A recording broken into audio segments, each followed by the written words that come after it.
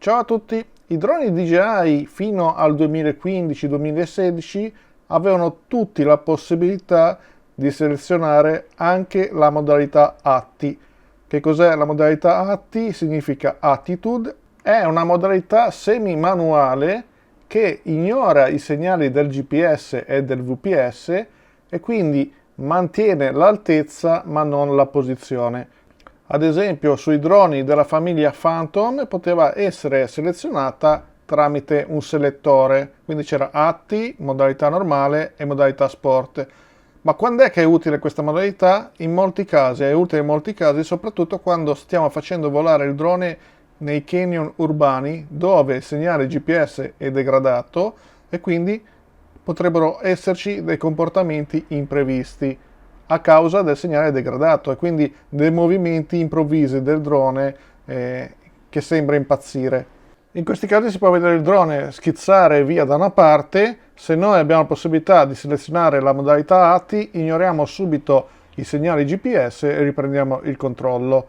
Anche se negli ultimi droni DJI, come ad esempio il Mini 3, la modalità ATTI non è più selezionabile, è ancora presente all'interno del firmware e in questo video vedremo come attivare la modalità ATTI quando col selettore selezioniamo la modalità Cine.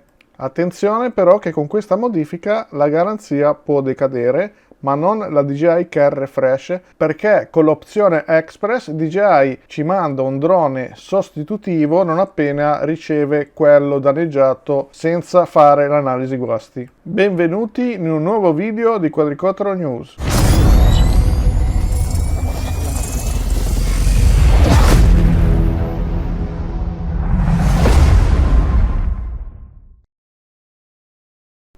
Allora, vediamo subito come funziona e dopo vediamo come si fa a programmare questa cosa.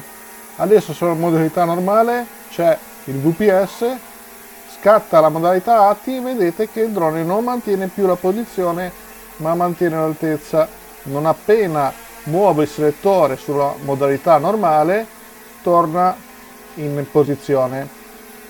In pratica, come ho detto, ho cambiato la modalità Cine in modalità ATTI. Quando seleziono la modalità Cine scatta la modalità ATTI. Abbiamo visto che in ambienti interni funziona, ignora i segnali del VPS, ovvero il posizionamento effettuato tramite le telecamerine verticali, Visual Position System. Adesso vediamo se ignora anche i segnali GPS in esterno.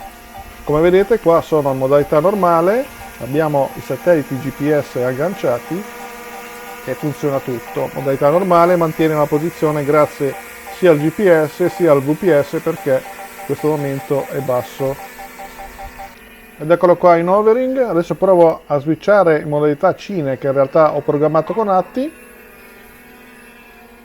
Ecco, adesso in ATTI metto modalità normale e lui si ferma perché ritorna a considerare i segnali del GPS.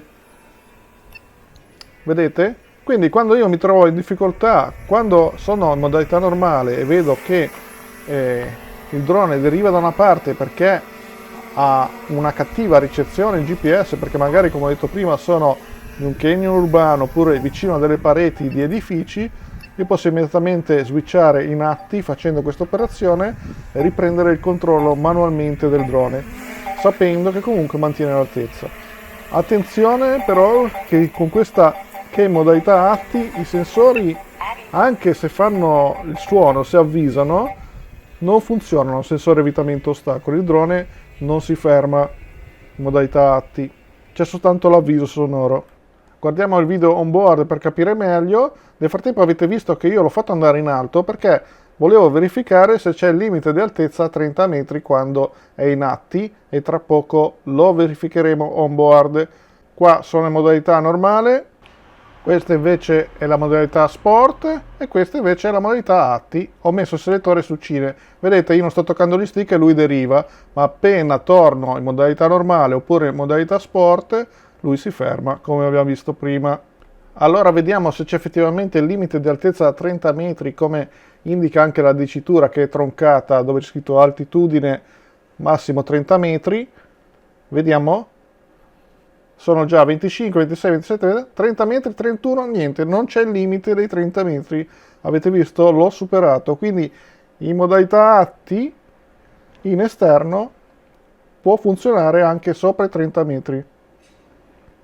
Vedete? Il drone naturalmente non mantiene la posizione, quindi sono io che lo devo pilotare continuamente. Però in qualsiasi momento posso switchare in modalità normale e lui si ferma, mantiene anche la posizione oltre l'altezza. La modalità atti supera la limitazione della zona geo. Qua sono in modalità normale, come vedete il drone non decolla perché mi chiede un'autorizzazione. Ma se io adesso switcho in modalità atti, funziona? Funziona lo stesso? Vediamo. E non funziona.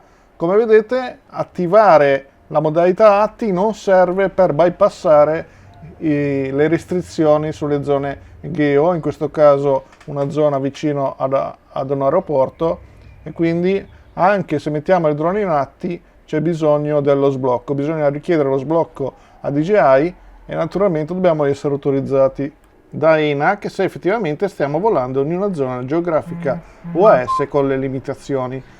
Zone geografiche UAS che si consultano sul sito di Flight, quindi è importante il GeoDJI, ma poi dobbiamo andare a verificare sempre sul sito di Flight, che è il riferimento ufficiale per le mappe italiane. Allora vediamo cosa dobbiamo fare per effettuare questa modifica. Prima cosa dobbiamo scaricare il desktop di Drone Hack, c'è la versione sia per Windows che per sistemi Mac, però forse ancora prima bisogna installare i driver per il collegamento col drone, scaricando e installando il DJI Assistant 2 che si scarica sulla pagina del sito dji.com relativa al Mini 3. Una volta installati i driver, azioniamo il software Drone Hack e colleghiamo il drone.